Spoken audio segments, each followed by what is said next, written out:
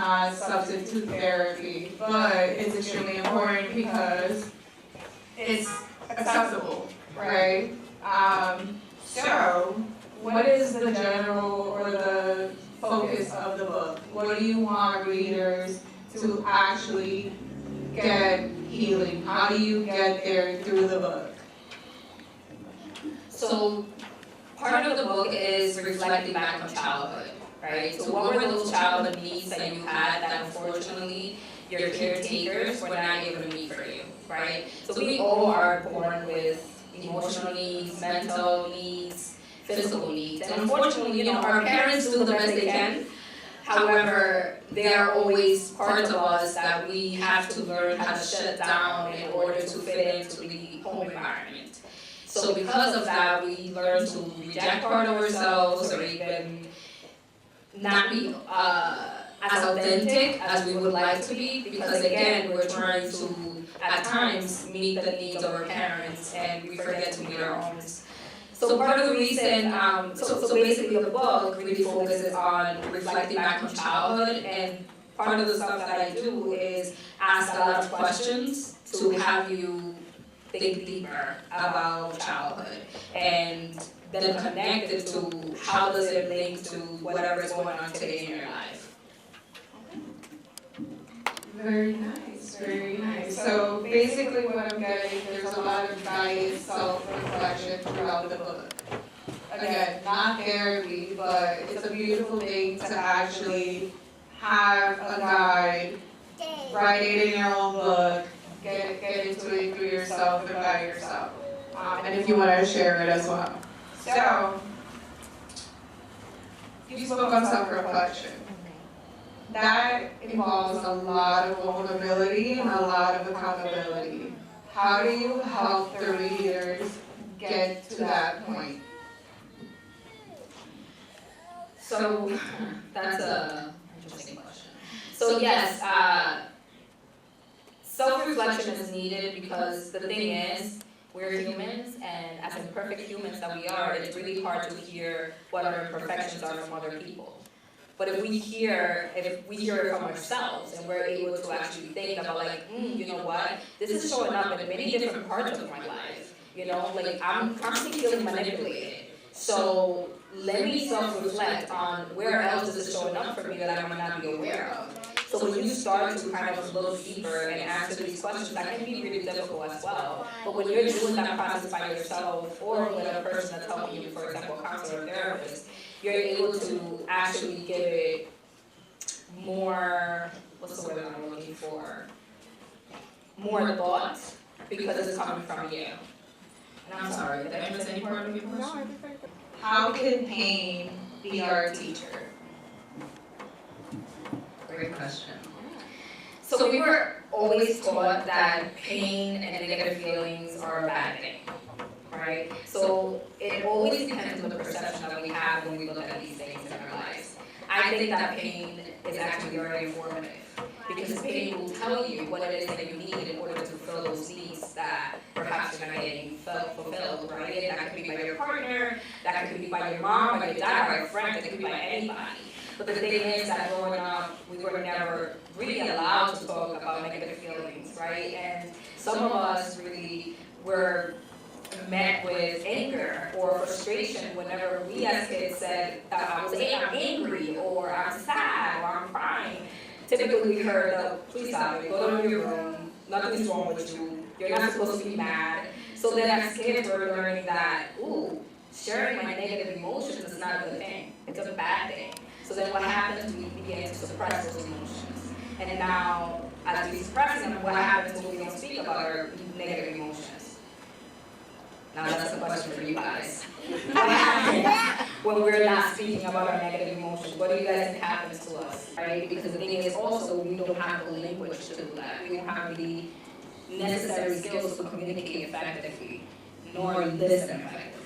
Right? And it's hard to hear or listen to someone when someone is constantly trying to manipulate you or criticize you or judge you, right? So when that happens, what we tend to do is get defensive because now I have to defend myself, and also I'm not feeling acknowledged. You're not validating my side of the story or how I'm seeing things.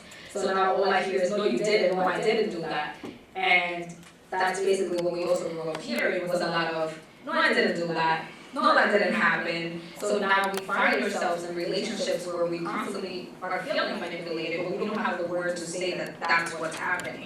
No, so I completely agree. It's very hard to actually speak on what's going on in our minds when there's so much battle and dissonance from the inside and the outside. But you did mention something about childhood, right? And it's extremely hard to go on as an adult when you have a bunch of things worked up from childhood and you don't necessarily have the capacity or the environment to necessarily change. Sorry, a little more out here.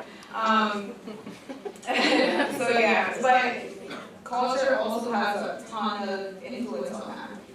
How could, especially Latinos, when you go to therapy, what are you called? Exactly.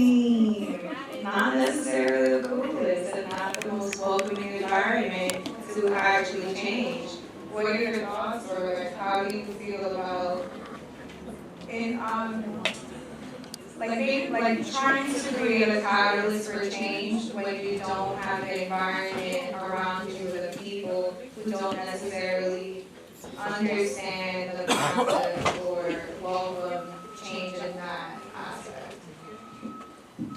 Yeah, and that goes back to like being our authentic selves and not showing all of our parts because we feel like we're going to be judged or criticized for our decisions. So part of the process is really setting boundaries with families, right? Really setting boundaries with your friends, with your intimate partners, but really saying also what you need, right? A lot of us are afraid of saying like, hey, you make me feel this way when you said this thing. Because, you know, typically again, culturally, it's normal to say like, oh, you're being too sensitive. Like, stop being emotional. Like, I didn't even mean it that way, right? So we're met with validation constantly. So it gets really scary when we want to share something with our families because then, again, we're going to feel that negative, we're going to be met with that negative impact that's going to happen on us. And what this really does is really traumatize those wounds that we have, like really causing this painful emotion over and over again. And when we're not able to name it, we're not able to tame it. But also when we're not going back to childhood and really kind of exploring for us, like, you know, what happened that perhaps I'm feeling the way that I'm feeling today, we are not able to heal because if you cannot heal what you don't understand. You know, if there's a pattern of behavior that's going on for you and you're not even aware of it, because a lot of limiting and negative beliefs live in our subconscious, but it shows up in our behaviors, right? So if we're not able to bring those negative beliefs to our consciousness, we're going to consistently continue to behave the same ways over and over again. So that's when self-reflection comes in, that's when journaling comes in, because when you do the work on your own, when you really answer these questions, when you really get guidance and even, again, therapy or whatever makes you feel comfortable, coaching, you're able to then start thinking for yourself about the things that are showing up for you. Again, I'm going to answer your question about You're doing great. No, yes, I actually want to continue with a little bit of the idea of family and change. I know a lot of times, especially in Western psychology and in the Western world, the idea, or a lot of therapists kind of encourage you to leave. How do you leave a toxic situation? How do you change out of that world when it is your main world? It is your actual community. Is there a right way to leave, or should you leave? That's a great question, Ernie. And I always say, don't leave until you have a conversation. Conversation is key. So if I'm not telling you how to make you feel and then I choose to expose you, that's unhealthy. Because what happens is every time things get hard for me, I'm just going to wait it out and leave. Right? So what we want to do is, again, learn how to effectively communicate to that person how I'm feeling by the actions that you're doing, right? Whether it is like, listen, every time that you, I don't know, call me this, or every time that I try to bring something to your attention, and the first thing that comes out of your mouth is, oh my God, you're exaggerating, that makes me feel I don't know, unwanted, or that makes me feel like I'm too much for you. And honestly, if this continues, I will not be able to continue this relationship with you, right? So I think that it's fair to give that person a heads up about what they're doing is making you feel, right? Now, it's their responsibility to now change that behavior, right? To be able to meet you with, or fulfill you with that need that you're asking for, right? However, it is also your responsibility to ensure that that boundary is respected. But actually, it's super, super, super beautiful because we don't see that at all. We don't see ourselves validated. We don't see our pain acknowledged, and we don't have patience for ourselves and the others around us while they're trying to change as well. There's honestly such beautiful knowledge here, and really, I want to open up the floor. Do you guys have any questions, comments, concerns for Ms. Kiara Luna? Thank you for the mic, Darlene. Thank you. Let's say you're in a marriage and one party feels that they should seek therapy, but the other party does not. How would you go about that? That's a great question. I get those questions actually a lot because I typically get women who come to therapy and they're like, yeah, so I want my partner to come to therapy, but he doesn't want to, he doesn't believe in it, she goes on and on. So typically what I say is, have a conversation about, first of all, set boundaries. Like you need to, what is it going on that you feel you guys need therapy for, right? So really explore that together and try to get inspired and see the things that you're seeing that are bothering you. But at the same time, if you feel that therapy is needed in your marriage and your husband doesn't, then what boundaries do you want to set around your expectations so you guys can compromise and meet in the middle? So it's always about compromising, it's always about boundaries, and it's always about having conversations. If I'm telling my partner, like, hey, I really think that we should do this thing because I don't see ourselves really being able to make it, for another 3 months or another year, and he's really saying no, I'm kind of getting a response there. So it's also trying to, yes, we want to be understanding to people's beliefs, but at the same time, when we are in this together and we're trying to find solutions, then we have to work together.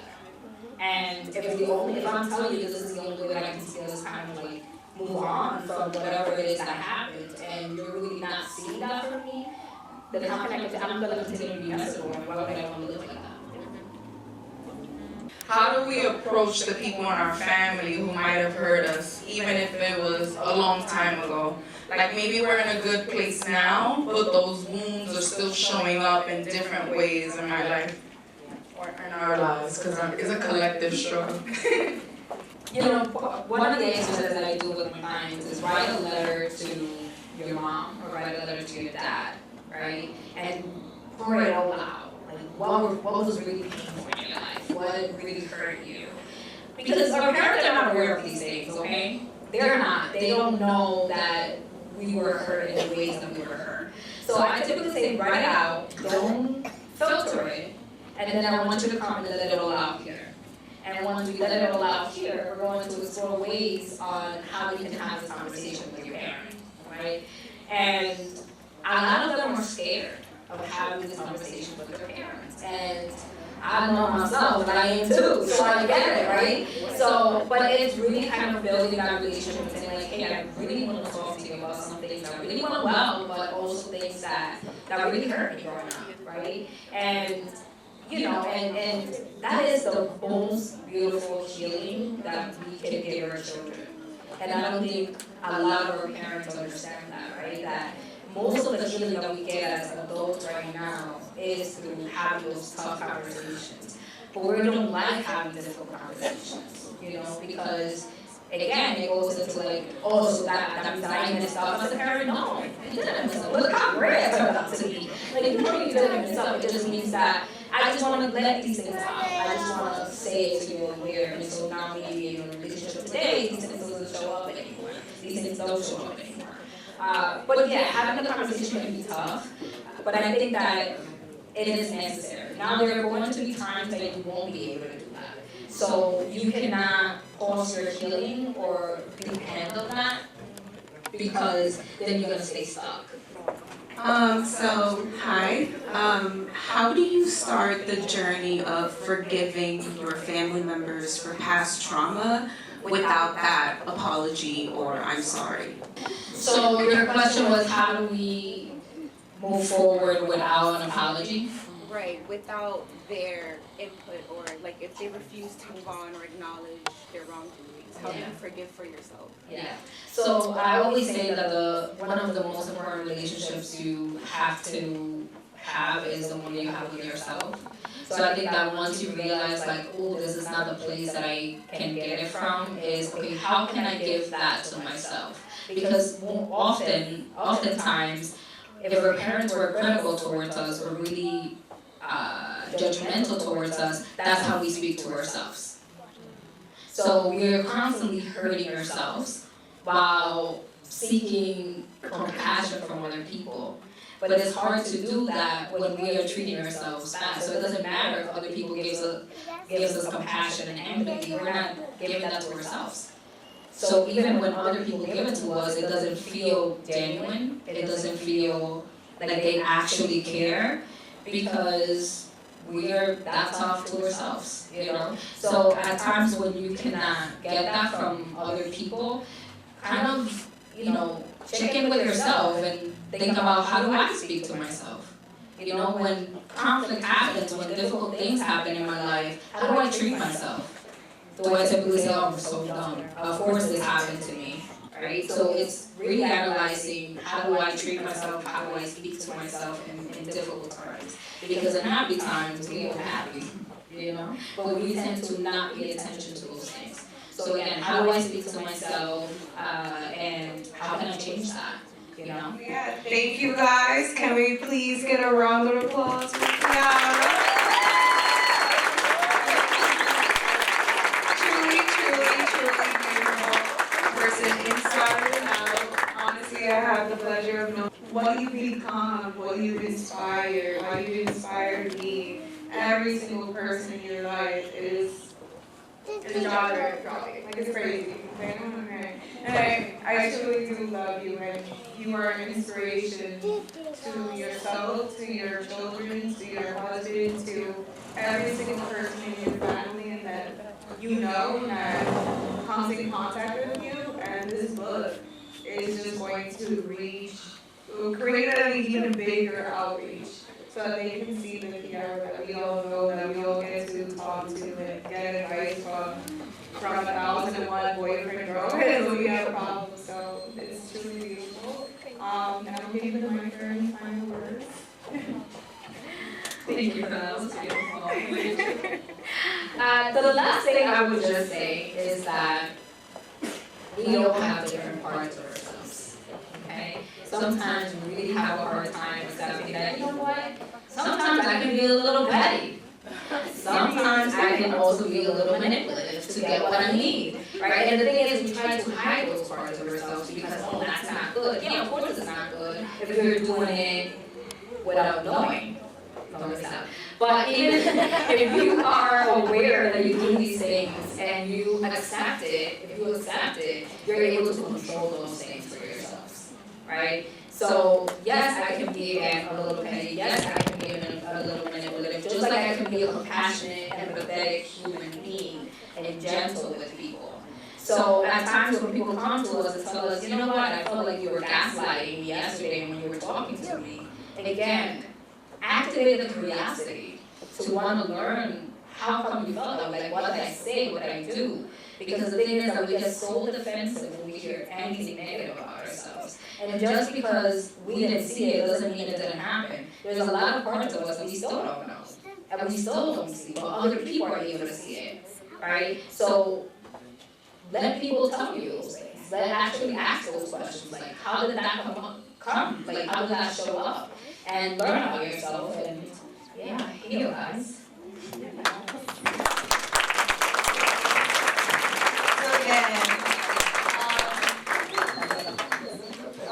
So one final note, we are here for Kiara, and to support this book, but by getting this book, we're really supporting ourselves as well, and the children that we choose to have in every single person that we have to engage with.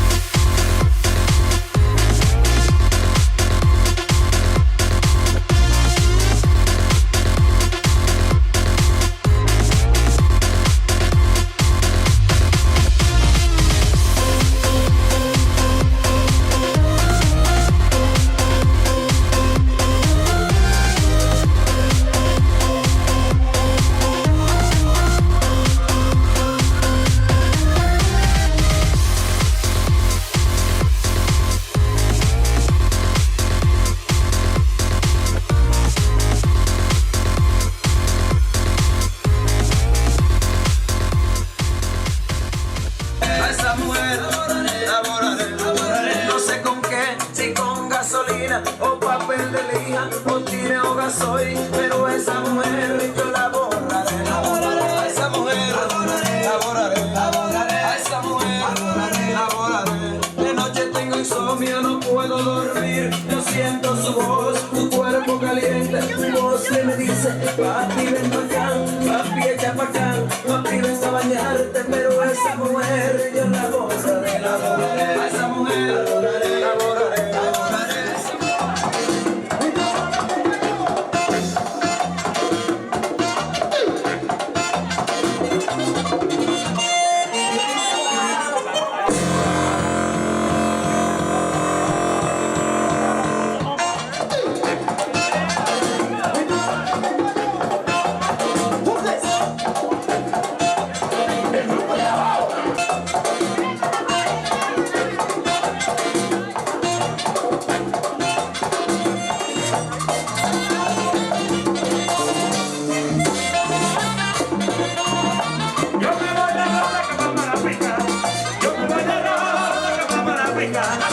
Vamos con la extra, que yo tengo allá.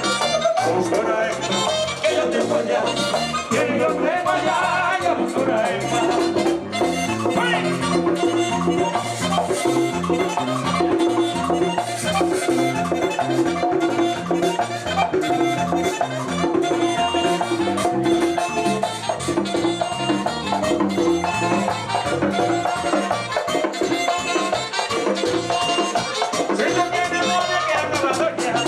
Si tú tienes amor, que y no tengo un hijo, que no estoy en nada, que no estoy en nada y no tengo un hijo.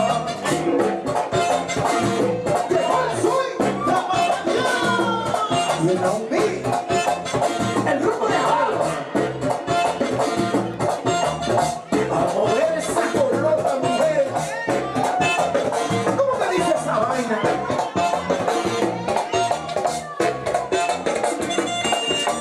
El toro. Y a mí me gusta como mueve la colota. Y a mí me gusta como mueve. Mueve la colota, papi, mueve la colota. Mueve la colota, papi.